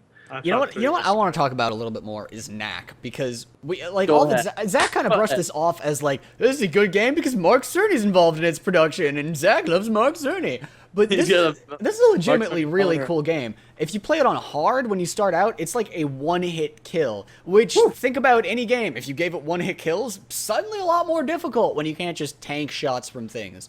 And it's got a massive amount of mobility. You can jump up and then slam down on things in order to knock them back and get a little bit of space. What's this called? Knack. Knack. It's a PlayStation 4 launch game. I randomly needed to pre-order this game, and I decided Amazon.com was the best way to do it. And Knack was the bundle that I chose, and so I'm really glad because it's actually a really cool game from what I played at PAX. And you can, the right stick, actually, it's a really cool mechanic, allows you to dash forward really quickly, and then if you attack after that, you have a modifier on your attack that allows you to cover a little bit more distance in order to hit people. So, what looks like a really kind of simplistic, maybe even kiddie game, is instead a lot more challenging. It's actually a very complex system of game mechanics that I think that they're making a great game out of. So it looks kiddie in the way that something like Jak and Daxter or Ratchet looks kiddie, right? It's cartoony, right? It's stylized, which I love because it's not about gritty realism like so many games are. What? So it's realism's the future, man. Get with it. Yeah, more gray and brown. It's a really nice change, and as Knack grows and gets bigger, it's just it changes how things work. And when I started it up, right, I'm going to play this on hard difficulty. I got this shit. It's Knack. I could not get past the first 2 enemies in the game. Literally, you run into 2 enemies at once at first, and they killed Zach 4 times in a row. So I had to lower the difficulty. That got me in that game off on the right foot. That made me really happy. Sadomasochist over here. No, I mean, games should be hard. When you put a game to hard, you should get your ass kicked the first time you're playing it, frankly. Yeah. And medium was still kind of challenging, but it was challenging in the way that, once we started to get the systems down, there were challenging parts, but it was very much playable, which is cool. And we didn't play it on easy, but yeah, we didn't give that a shot. It seems like a really cool game. Yeah, for sure. Most colorful game of PAX Prime was, in fact, Pixel Junk Inc. Their artist was actually there, and he was a Japanese guy who was clearly Japanese was his first language, or English wasn't his first language, I should say. I felt kind of bad because I joked with him, and I was like, "Oh, so this game's artistic style is very much so inspired by Gears of War, right? A whole lot of brown and black." And he's just like, "No, not at all. No, what? I don't get that." So I have to lump all of the indie games at PAX into one thing, and that's the Indie Mega Booth and how packed it was. It deserved it 100%. There should have been longer lines. When I went there, because talking about individual games at the Indie Mega Booth would be pointless for me, number one, because I didn't play any of them, and also because no one knows any of them because they're small games. So it's going to be boring for people if we talk too in depth about it. He's saying that directly to me because I spent a lot of time at the Indie Games Mega Booth, so I'm and telling he doesn't want me to run off. on about it. Back off, please don't. But this place was so packed. When I went there, I couldn't walk. All you could do was shuffle forward with the mob crowd. There was no room to walk freely at all. That's how packed the Indie Mega Booth was. It's very interesting. Sounds like they had some good games then. Yeah. Can I highlight one of them? Is it Galaxy? My favorite? Is it Galaxy? It is absolutely Galaxy. Okay, then you can. Yeah, I'll give you permission on that one. And frankly, like I played a lot of games from Flambeer. Well, 2 games from Flambeer. A lot of great games at the Indie Games Mega Booth. I would love to talk more about all of them, but Galaxy is the standout there. It's got it's 2D, but it's AAA level graphics, absolutely. And it is a shooter that's like Asteroids. If Asteroids was like, we're going to be the best version of Asteroids we could possibly be. You can jump out of the screen forward and like dodge attacks that way.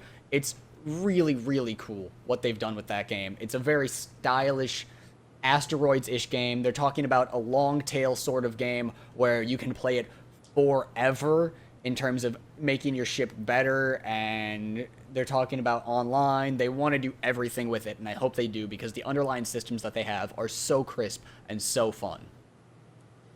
That's what I wanted to say about Galaxy. Okay. Good. It's good. I will say it looks really cool. Open universe.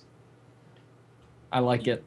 Look up any video about Galaxy. And even though I didn't play it. So a lot of people are asking about Dragon Age Inquisition. Oh yeah. I got that right. Forgot about that. There was a panel, the Dragon Age panel, that apparently showed 40 minutes of new gameplay for that game. And I totally wanted to attend that panel, but I was depressed at the time, crying in my bed, curling up in the fetal position, because the alcohol was not having any effect on me. So I ended up missing that panel and not seeing it. And I assumed like it was being live streamed because it was in the main theater, I think. And it wasn't, so then I missed it entirely. What I've seen of Dragon Age Inquisition, though, I know it wasn't at PAX. It looks very good. And I love Dragon Age Origins. Well, because they're trying to go back towards walk it back Origins. a little bit. Yeah, not fully, but make it so that the fans of the first game will thoroughly enjoy this one much more than they did Dragon Age 2. And Raymond, it wasn't worth it for you to go to PAX because GTA wasn't there. So yeah, Rockstar is never at PAX Prime. They are most of the time at PAX East. That was PAX East, Dewey. PAX East, Dewey. Come on, they're most of the time at PAX East. So whatever. Boston's obviously the place to be, but by the time Grand Theft Auto 5 comes out, PAX East will be, still in the future. So, whatever. There's no chance of playing that game early, unfortunately for me. But what can you do? What can you do? You know what I'm saying? I mean, do you guys have anything more to say about PAX? No, I'm pretty much done. I do. This is stuff that you're not going to see on the channel, which is really unfortunate. We just don't have a good way of doing handheld games at all. A Link Between Worlds. I almost teared up. I almost teared up playing that game.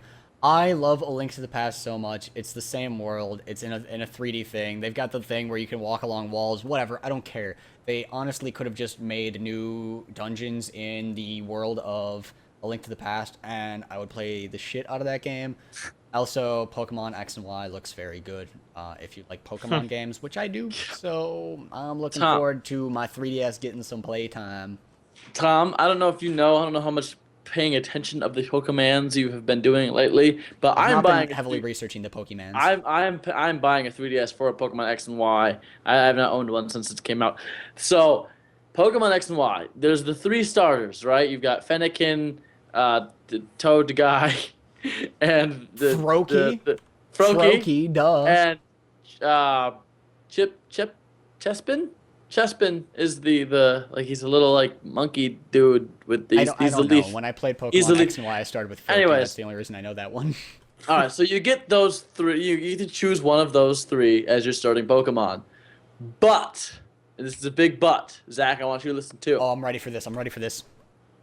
When you play Pokemon X and Y, not only do you get to pick one of those 3 starters, but you get to pick out of a second set of starters, meaning you get 2 starters. And the 3 other starters you get to pick from are Bulbasaur, Charmander, and oh my god! Yeah! Yeah! Yeah! Yeah! So, I'm buying that. Oh, but it doesn't stop there, Raymond. When you get them to their last evolution, No! No! They have Mega Evolutions! Mega Charizard, son! Did I just blow your mind? Oh, what? What? That's sad. What? I love Bulbasaur, Squirtle, and Charmander. How you got to Mega Venusaur! choice yet again, Zach. You have to make that choice of which one. Again. I mean, off the bat, unless I've convinced otherwise, my thing is Squirtle because fuck Squirtle, Bulbasaur, hey, Team Grass, and Fennekin, because water and fire. Fuck the grass Pokemon. Yeah. Charmander. Are you just saying that because you're wearing a red shirt? Me? No, I fucking love Charmander. Charmander is, first of all, he was the hardest Pokemon to start with. Yes, he was. In the old games. And second of all, it's a fucking fire dragon thing. Why would you Charizard's not like awesome. that? That's fair. That's fair. He's a fucking fire thing. Charizard is flying fire, not dragon. Thank you very much. It looks like a fire dragon. He's a dragon when you're younger. Looks whatever fairy type now counters dragon type, so get rocked. Get rocked, dragon type. That's bullshit. Wait, Tom, who's your starter? Oh, that's a fair question. I I believe I started with Squirtle. I believe so. I'm not That's positive though. This bitch. What? I was playing it before people even knew which one was gonna be the hardest. I fucking bought that shit on release day. Yeah. Yeah. All Well, right. I think blue I or don't red? know if I actually got it on release day. I know I got it for Christmas, and that Blue was or red? just- Blue Red, again, red, blue red. because Blue. my favorite color is blue. Wait, no. I wanted have to blue because derail blue is my this. favorite color, but they were sold out, so I got red. Oh. I gotta get a card game real quick. Yeah, go get it. I actually have it. Zach. Is it Star Realms? What? This game's super cool. This game's super cool. I'm confused. It's okay. It's So Go ahead. these are the cards. The game's called Star Realms. What is it? Made by someone who Made somebody Rob Doherty. was- Made by Rob Doherty. He's also Made part Ascension. of Magic the Gathering and the Ascension deck building game. And I have this about this game, which I can't read because it won't focus, but it is Order Line 1 of 1, copy 24 of 40. Zach doesn't have that for his version, but his is equally limited edition. Rob Doherty hooked us up fat on this game. I'll convince you in a this second, game. Raymond. All right. Okay, so I had never played a card game like this before. It's a deck building game, so I knew nothing about it. I was explained by this guy. There's blobs, there's machines in it, and I'm battling out. Now, what sold me was the fact that I kicked Tom's ass, having never played a game like that Whatever. before. It was all luck. like Game's all like I luck. crushed him. No, it's really I good. crushed him. It wasn't even close. My blob team completely decimated him. It doesn't need to last that long. Like, it can go by really quickly. So just something to play. And I do think that us as media cows, we should play this and make videos. Since, number one, we did promise the guy, because he gave us free decks, that we would make a video on it. But just like the experience. That's a really shitty reason. It's super fun. It's super fun. Well, like no, I'm talking to Raymond here, because he's gonna be hesitant. But this was one of the last things that we did at PAX, and I went in extremely skeptical because I've never played anything like it before, and it took me about 5 minutes to get into it, and I was like wanting to yell and scream and just, I don't know, just completely compete with Tom. It was a lot of fun. it really As is. someone who It's hasn't really played fun. If anything you've played like a game like Dominion, which a lot of people have in terms of I deck have building played games, Dominion. yeah, Dominion's really good. This game's different in that like every time you buy a card off of the center of the board, a new one shows up, so it's more dynamic. It's like Ascension. That's probably like the biggest difference. It's also 1v1. The decks will cost $15, and the deck will be enough for 2 people to play. It's just a 2v or a 1v1 game, and I don't know. It fits in a pocket. It's really smart. It's really good. I'm really looking forward to launching, and I'm really glad that I have a copy. Corey and I have played like 7 games of it together, and she doesn't really like games that are versus mode. What's the win-loss? Oh, that's a good question. Yeah. I definitely Have you won a game yet at this? I definitely think that I'm ahead. Yes, I have one. Okay. But it's been fairly even. She's learning every time there's some little smart thing that I do that she wouldn't have done. She's like, I'm tabulating this and I will crush you next time. So the reason why I totally derailed the conversation about Pokemon was because I started thinking about Pokemon cards and how I got like that. it legitimately back in the day, I might have cared more about Pokemon cards than the game itself. Like I was so obsessed with collecting that. I knew all of like the different strategies. Like there were in base set Charizard, some of them would have like a little red dot in the eye, and if it had a red dot, you were guaranteed a holographic. So I would just go to Target or Walmart and I would just search through the packs and only get the ones that had the red dot because then I'd get holographics. Like I have all of base set collected. I have all of Jungle. I have almost all of Fossil. I love that. Also, someone said Yu-Gi-Oh in the comments. I still have all my Yu-Gi-Oh and Pokemon cards. I love those games. I had to tell the guy when he was teaching me about Star Realms, like really my only experience with any card gaming is Yu-Gi-Oh. So he tried to explain it in that context to the best of his abilities. Good for that guy. Do any of you guys know anything about the new Telltale game? I know very this is the first I'm hearing of it from this podcast. Really? Yeah. Okay, well, it's The Wolf Among Us. It's apparently a very popular comic book. Fables. Fables. Okay, and yeah, it has like the same art style and like gameplay direction of The Walking Dead. So, assuming they don't go all Jurassic Park on us. No. It should be good. Like, first of all, let's get something straight. The Jurassic Park game was not bad. It was not as good as The Walking Dead, but I thoroughly enjoyed it as a Jurassic Park fan, which I think is why The Walking Dead game did so well. Not only was it really well done, really well told, but I mean, Walking Dead is such a big thing right now, and a lot of people like it. I mean, that's a small portion as to why it was a good game. But so we got to play it for 15 minutes or so. It's really good.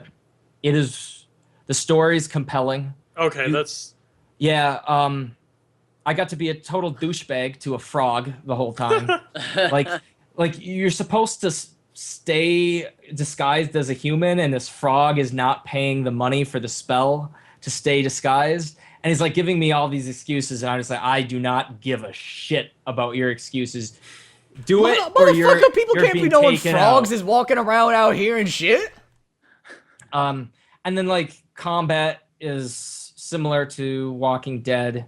I'm psyched for it. That's why I brought it up. I was just wondering if you guys had heard anything about it, because I'm more interested in that than like a Walking Dead game, the next season of Walking Dead. I also hadn't heard about it before I saw it at PAX East, and immediately upon seeing the booth, I was like, Telltale Games, what?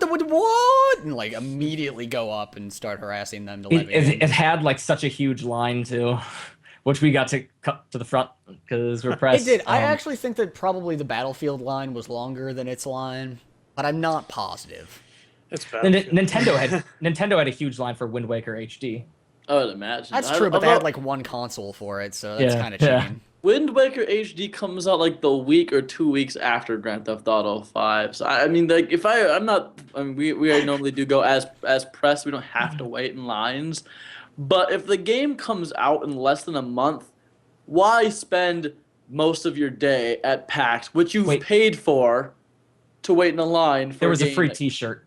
Oh, well, that makes it worth it. People were waiting in line for 5 hours for the T-shirt. I can't. No. Especially if the game comes out that quickly. I don't even know. I didn't even see it. On the other hand, though, you could just walk up to A Link Between Worlds and Pokemon X and Y even, which is like, that game has a massive following, and you could just immediately walk up to a 3DS and play it. Granted, it's really easy to set up a 3DS and more difficult to get like a monitor and a console and everything. So the last thing I'm going to say about PAX on my end, since we probably should start wrapping up because I think we've been going for 2 hours. Yeah, it's been a long time. We've been talking. I have to rant about the downfall of swag at PAX. I hate it. Oh, you want it to go down? No, yeah, I want more swag. Oh, gotcha. Free swag, like a T-shirt. How back at our first PAX, right? We got 10 T-shirts. You could get so many free T-shirts, now it's all about we have to pre-order Watch Dogs, you have to pre-order Assassin's Creed, you have to pre-order this, pre-order that to get a t-shirt. Bullshit. Just like, why don't you want me to wear the free advertising for your game? You know, when I make vlogs on the YouTubes, I'll wear the shirt. Yeah, right. It's like that Last of Us shirt definitely came from PAX Prime last year. Like, yeah. But no. That Uncharted shirt that you're wearing, Zach, that came from PAX. Yeah. We got a bunch of that. I bought this. Give us your t-shirts. Bought it. I just want swag. That's all I want. That's why I'm going to PAX. That and the parties. Come on, let's go. Maybe biggest disappointment though, Mark Cerny not being at PAX. I wanted his business card. Because that was the other reason I wanted to go. Mark Cerny. Does anyone have anything else that they desperately want to get into this podcast? Well, I thought just as a real quick wrap up, we could, like, and somewhat quick about it, say what developers you're looking forward to, what content is coming out. Like, for next gen? Yeah, for the next gen. Naughty Dog. Yeah, what are they doing? We haven't heard shit. Right. Yeah. It's the same with me, Naughty Dog. I would imagine that I'm going to take a guess that Raymond's either Naughty Dog or... Take a guess. Take a small... Rockstar. Yeah. I'm also really interested in what Todd Howard's team is going to do. Yep. At Bethesda. Oh, wait, actually, can I just say one more thing about PAX, which is that I played Super Mario 3D World and it was fun. No. Did you? That's good. That's good to know. It's good to know. Not as good as Galaxy. Great, another Mario game. Wonderful. Sorry. Well, there's four-player... Four-player couch co-op. Four-player couch co-op. At least it's not another new Super Mario Bros. Right. It's not something. That is very true. Did any of you guys play Super Mario 3D Land for 3DS? No, I did. 3DS. Okay. That game was really, really, really good.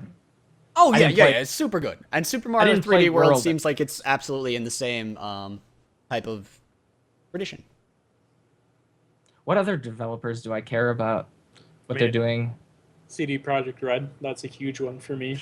Square Enix has me back. I've been a fanboy for most of my life. They lost me for a few years, but I'm coming back into the fold, and it feels good. PC though, Kingdom right? Hearts looks good. Square Enix. That's the primary thing for them, right? What? Oh, they're mostly PC. Yeah. CD Projekt Red. I mean, to know what they're gonna do next.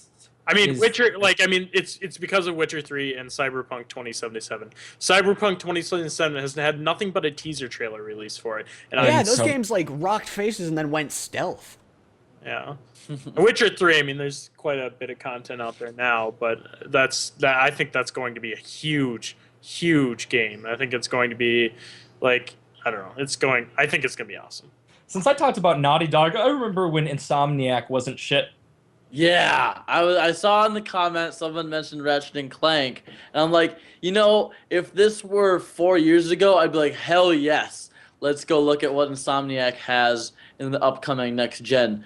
But their last 3 games just have not been great. I won't say they weren't good. I don't know. I've not really played a bunch of them, but ever since A Crack in Time, I believe was the last actual Ratchet and Clank game. I may have the name wrong, but since then, and that was a PS3 launch title almost.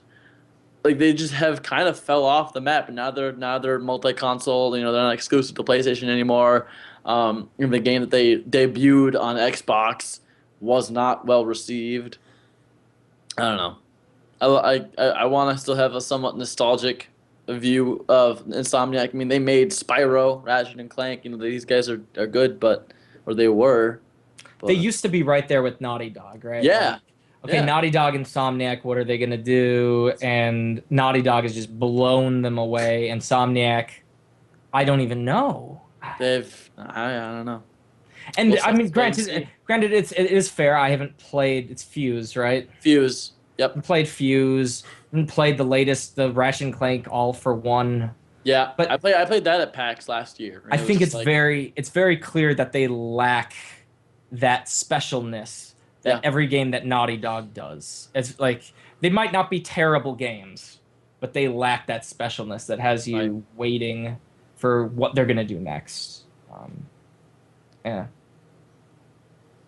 Did Tom? Did you say what you were any developers that you were looking forward to? Yeah, don't Square remember. Enix, actually. I think Kingdom Hearts and Final Fantasy 15 look amazing. Neither of them are going to be launch titles, but I think that they're probably going to be the first game that you look at on next gen and you go, oh my fucking god, it's the next generation. This looks better than Grand Theft Auto 5. I think Square Enix is going to be that developer.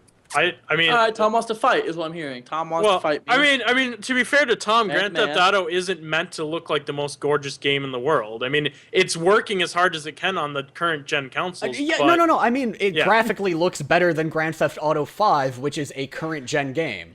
I think that the first next gen game that's going to look leaps and bounds above Grand Theft Auto 5 is going to be whatever comes out first of Kingdom Hearts 3 or Final Fantasy 15. I think Square Enix will be there, and that's what they're going to do, because they've done that in the past, and what's been lacking, in all honesty, while they've had amazing graphics every single game of every single console, and they've got amazing storytelling, their gameplay is very lackluster and has been very regressive, but Final Fantasy 15 and Kingdom Hearts 3 both look like they have incredible action-packed gameplay that I can't wait to see. Yeah. I also think I mentioned before with Infamous Second Son, but Sucker Punch. Yeah, they've done some phenomenal work. I mean, they've made the Sly Cooper franchise. They're not doing that anymore, but they've got Infamous, and I think that game's already gorgeous. So I have to. I completely lied about the last thing about PAX because I forgot about the most depressing thing at PAX for me, and that was the Machinima booth. I just wandered that booth so much so for those of you who don't know, we used to be in the Machinima network, so I know a lot of people in that network. Like, I'm not talking about YouTubers, but people who work at Machinima. So I went over there. I'm like, oh, I wonder who I'm going to see. Am I going to see Ryan Musselman, Optic J, was anybody that I remember? And no one was there. And I just kept on coming back, like just circling the booth. Is there anyone here from the days when we were there? And no. We left and they all followed with us. Fwiz is all esports now. He doesn't give a shit about those booths. That was all depressing to me. And I'm like, no, not even Mr. Sark. Nothing. Sad. Well then. All right, Zach, would you like to wrap it up? I don't even know how I'm supposed to wrap this video up. Other than do we want to do this like every week then? I would like to do that. I think a weekly thing. Maybe as long as it doesn't go 3 hours every week. Yeah, I mean, this is a long episode because we had a lot to talk about with PAX. We did. And then next generation stuff. But so every Friday we'll do a podcast, a new episode of Podcow, and just chat about it. Even if it doesn't do that fantastic with views, whatever. It's just cool. It's for us. It's cool chatting about it. That want to hear us. Yeah, and it'll be live stremed like we're doing now. Plus, I spent like an hour putting together this OBS thing where I can like change between people and stuff, and it would be a shame to just use that once. You know what, Tom? That like 2 hours of work that you did before we actually started, just throw it away. You don't need it. For those of you who are wondering, it's going to be on the YouTube channel. We'll upload a video of it. It'll be one long video for those of you who are interested. Also, we might try to get guests if we can, like a developer for certain talks, or for the whole thing if they want to, or other YouTubers. Ghost Robo. The more popular these videos, these podcasts become, then the bigger chance we have of getting those kind of people in here. So make sure you tell your friends. Team Meat. Hit that like button. Team Meat. We have talked to them before. I would love to talk to them about eugenics. I would absolutely love to talk to them about that. I'm excited for that as well. Yeah. But, none of us have anything else to talk about, right? I think we're good. So I guess we'll see you guys next week at the podcast. Keep up to date with the videos on our channel and our personal channels. We'll see you next week. Keep gaming.